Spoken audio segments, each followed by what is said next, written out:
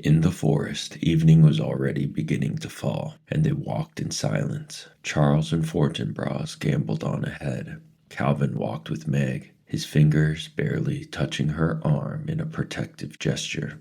This has been the most impossible, the most confusing afternoon of my life, she thought. Yet I don't feel confused or upset anymore. I only feel happy. Why? Maybe we weren't meant to meet before this, Calvin said. I mean, I know who you were in school and everything, but I didn't know you. But I'm glad we've met now, Meg. We're going to be friends, you know. I'm glad too, Meg whispered, and they were silent again. When they got back to the house, Mrs. Murray was still in the lab. She was watching a pale blue fluid move slowly through a tube from a beaker to a retort. Over a Bunsen burner bubbled a big earthenware dish of stew. Don't tell Sandy and Denny's I'm cooking out here, she said. They're always suspicious that a few chemicals may get in with the meat. But I had an experiment I wanted to stay with. This is Calvin O'Keefe, Mother, Meg said. Is there enough for him too?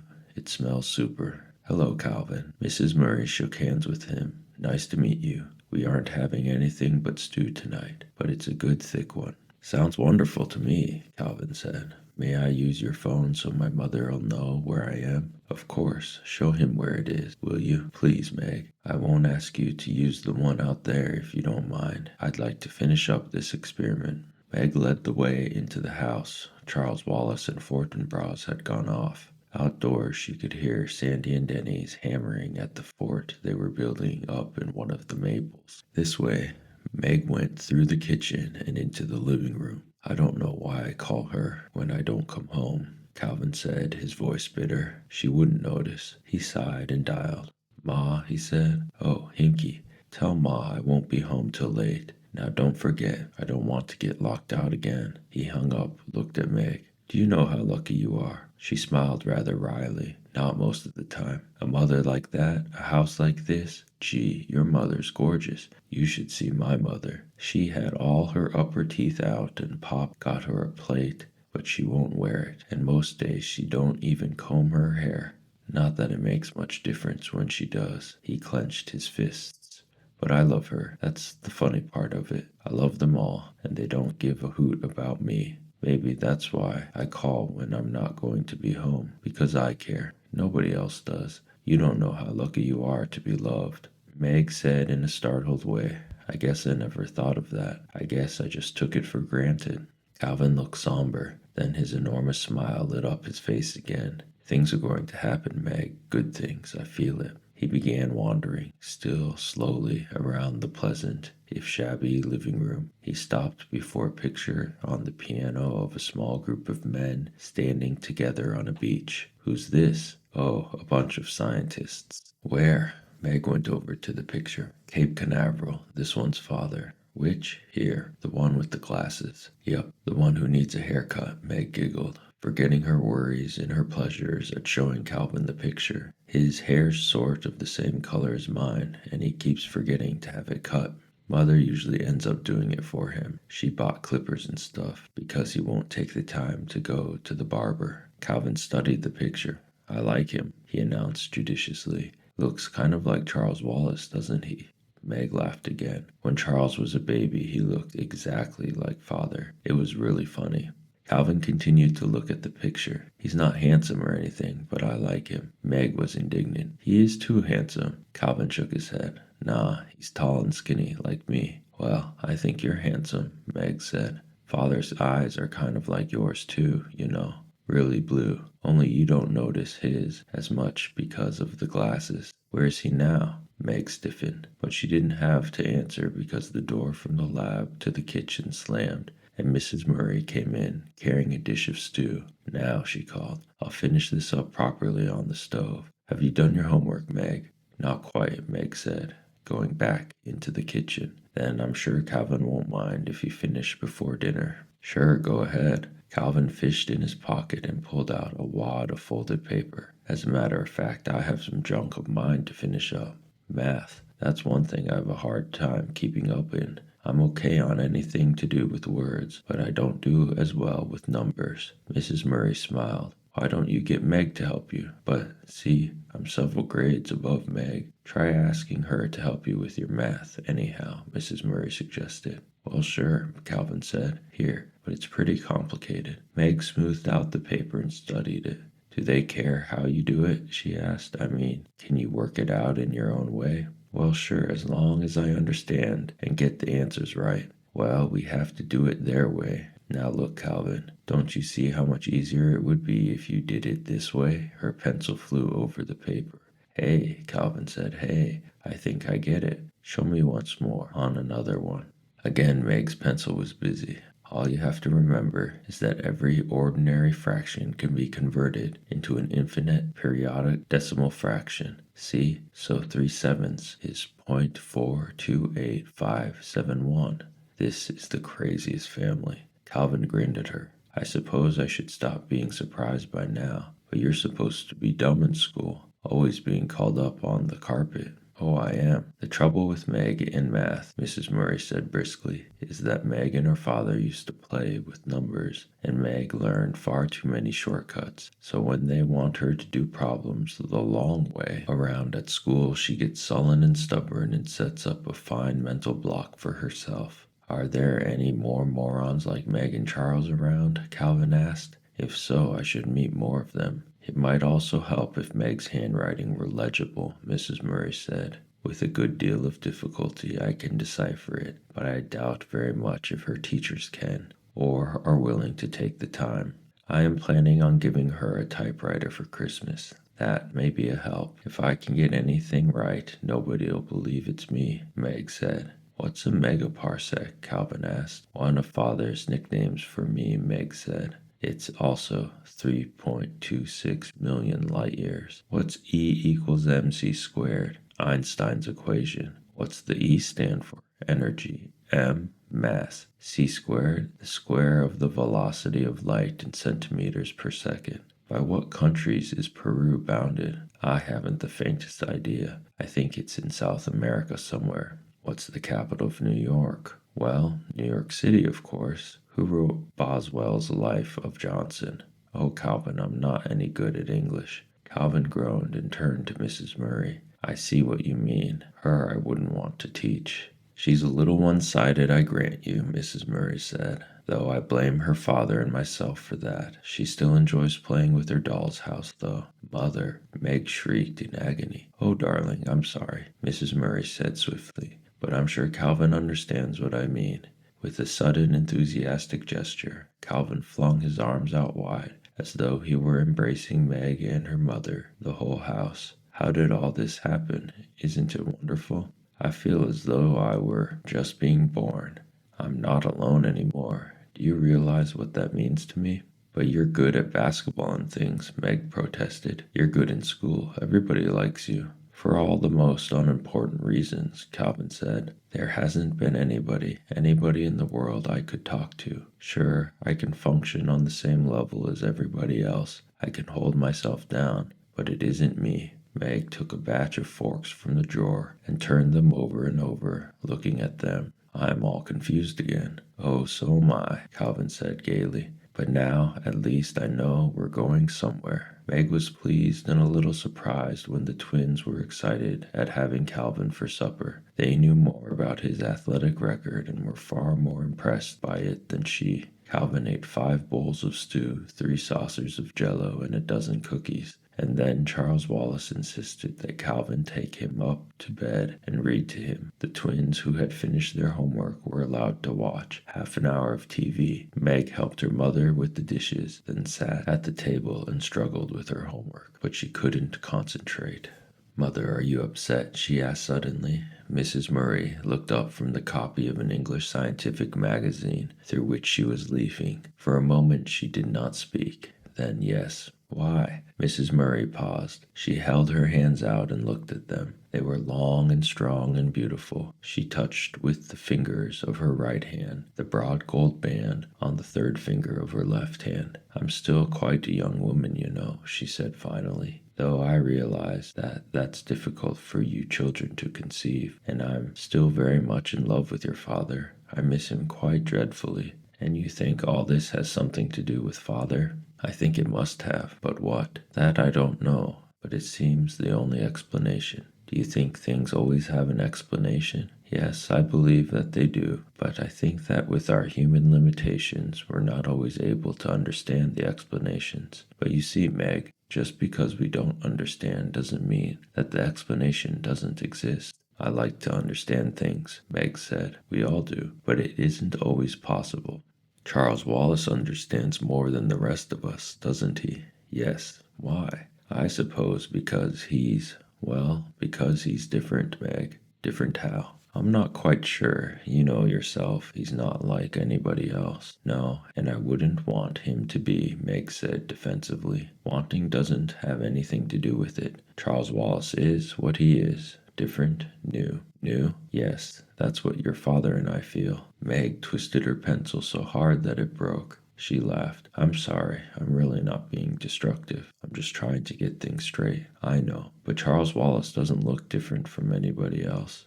No, Meg, but people are more than just the way they look. Charles Wallace's difference isn't physical, it's in essence. Meg sighed heavily, took off her glasses and twirled them, put them back on. Well, I know Charles Wallace is different, and I know he's something more. I guess I'll just have to accept it without understanding it. Mrs. Murray smiled at her. Maybe that's really the point I was trying to put across. Yeah, Meg said dubiously. Her mother smiled again. Maybe that's why our visitor last night didn't surprise me. Maybe that's why I'm able to have a willing suspicion of disbelief because of Charles Wallace. Are you like Charles? Meg asked. I? Heavens no. I'm blessed with more brains and opportunities than many people, but there's nothing about me that breaks out of my ordinary mold. Your looks do, Meg said. Mrs. Murray laughed. You just haven't had enough basis for comparison, Meg. I'm very ordinary, really.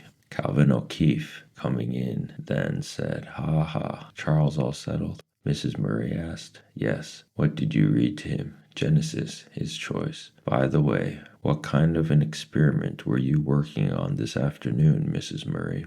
Oh, something my husband and I were cooking up together. I don't want to be too far behind him when he gets back. Mother, Meg pursued. Charles says I'm not one thing or the other. Not flesh nor fowl nor good red herring. Oh, for crying out loud, Calvin said. You're Meg, aren't you?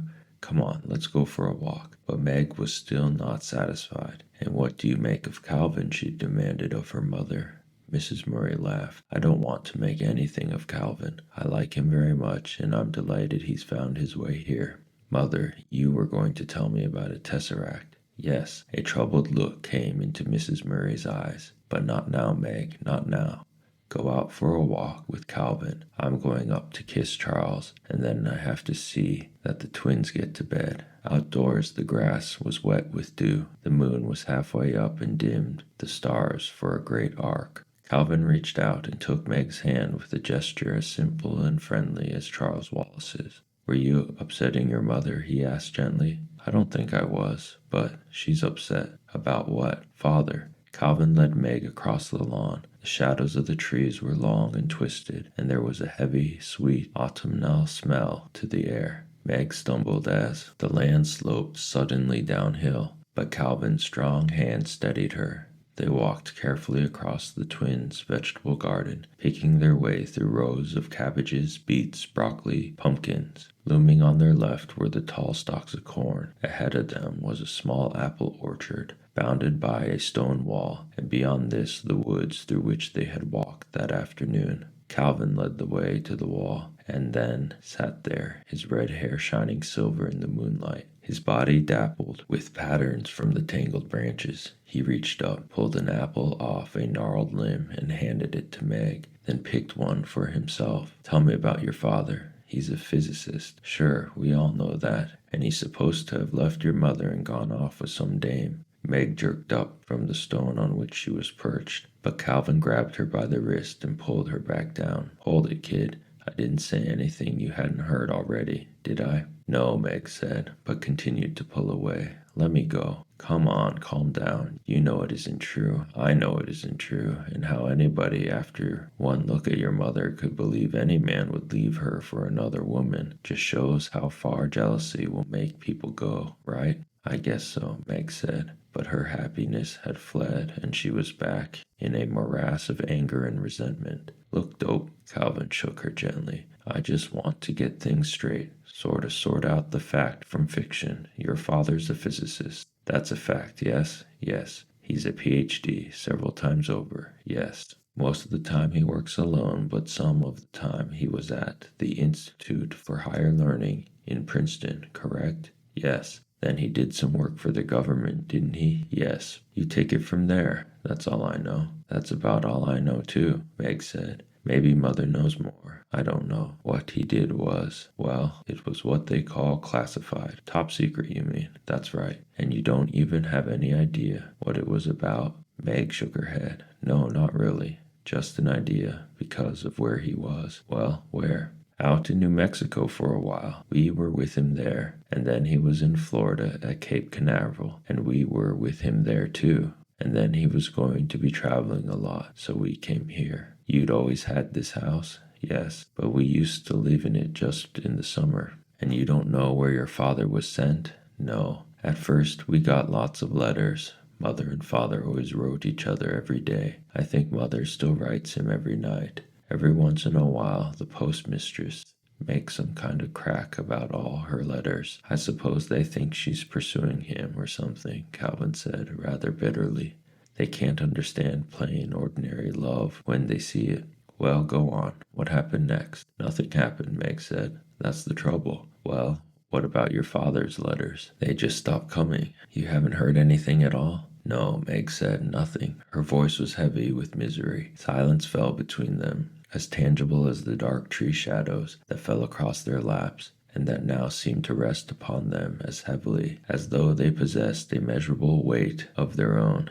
At last Calvin spoke in a dry, unemotional voice, not looking at Meg. Do you think he could be dead? Again, Meg leapt up, and again Calvin pulled her down. No, they've told us if he were dead, there's always a telegram or something. They always tell you. What do they tell you? Meg choked down a sob, managed to speak over it. Oh, Calvin, Mother's tried and tried to find out. She's been down to Washington and everything. And all they'll say is that he's on a secret and dangerous mission, and she can be very proud of him. But he won't be able to communicate with us for a while. And they'll give us news, as soon as they have it. Meg, don't get mad. But do you think maybe they don't know? A slow tear trickled down Meg's cheek. That's what I'm afraid of. Why don't you cry? Calvin asked gently. You're just crazy about your father, aren't you? Go ahead and cry. It'll do you good. Meg's voice came out, trembling over tears. I cry much too much. I should be like Mother. I should be able to control myself. Your mother's a completely different person, and she's a lot older than you are. I wish I were a different person, Meg said shakily. I hate myself. Calvin reached over and took off her glasses. Then he pulled a handkerchief out of his pocket and wiped her tears. This gesture of tenderness undid her completely, and she put her head down on her knees and sobbed. Calvin sat quietly beside her, every once in a while patting her head. I'm sorry, she sobbed finally. I'm terribly sorry. I know you'll hate me. Oh, Meg, you are a moron, Calvin said. Don't you know you're the nicest thing that's happened to me in a long time? Meg raised her head, and moonlight shone in her tear-stained face.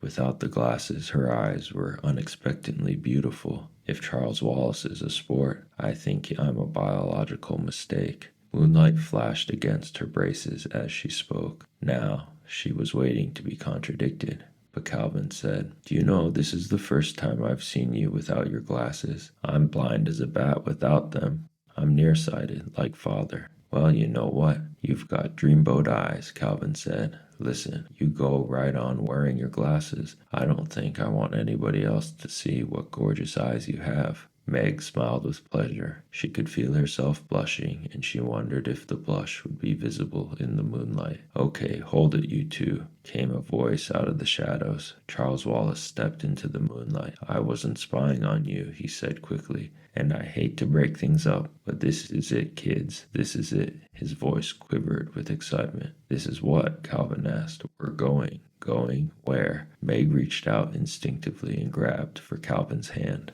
"I don't know exactly," Charles Wallace said, "but I think it's to find Father." Suddenly, two eyes seemed to spring at them out of the darkness. It was the moonlight striking on Mrs. Hu's glasses. She was standing next to Charles Wallace, and how she had managed to appear where a moment ago there had been nothing but flickering shadows in the moonlight, Meg had no idea. She heard a sound behind her and turned around. There was Mrs. Whatsit scrambling over the wall. "My, but I wish there were no wind," Mrs. Whatsit said plaintively. "It's so difficult with all these clothes." She wore her outfit of the night before, rubber boots and all, with the addition of one of Mrs. Buncombe's sheets, which she had draped over her. As she slid off the wall, the sheet caught in a low branch and came off. The felt hat slipped over both eyes, and another branch plucked at the pink stole. "Oh dear," she sighed, "I shall never learn to manage." Mrs. Hu wafted over to her, her tiny feet scarcely seeming to touch the ground, the lenses of her glasses glittering. "Come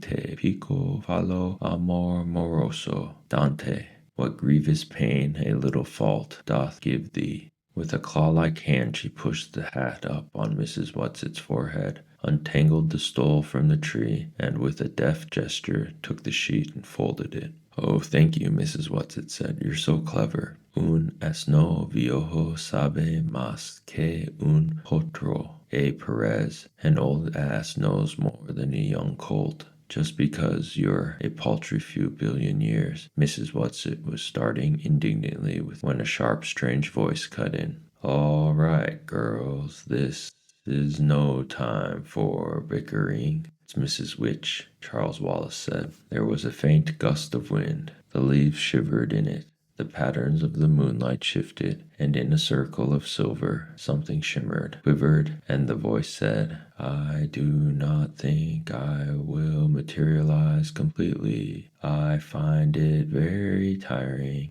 and we have much to do."